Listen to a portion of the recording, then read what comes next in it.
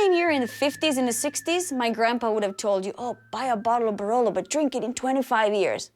Thank you. Maybe I want to drink it tomorrow. The Barolo as a wine is not an easy wine, especially in the very beginning, because of tannins. Barolo was made for hundreds of years the same way. And then at some point, some crazy winemakers, and I include my dad, Elio, early 80s, late 70s, he was one of the first to start approaching to winemaking with different techniques.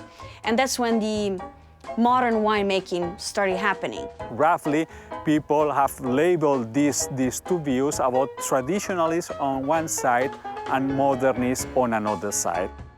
So the idea with the modernist winemaking was to make more approachable wines. Everybody does green harvest, everybody's organic, so there's not really a big difference in the vineyards. Cellar, that's where we're talking about differences. Modernist, short maceration.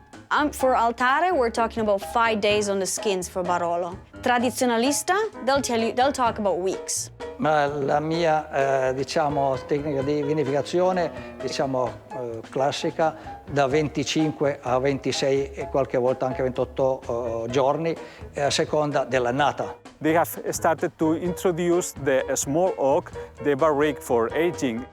This has created a very big conflict between those two philosophies. È molto importante per me perché lascia il Barolo con i profumi, gli aromi e diciamo, i gusti naturali senza cambiarlo. To make space in the cellar for barrels, he had to buy a chainsaw as well to cut the big botti in pieces. So he was cutting in pieces these botti that one of his ancestors had built. You know, those botti were 100 years old.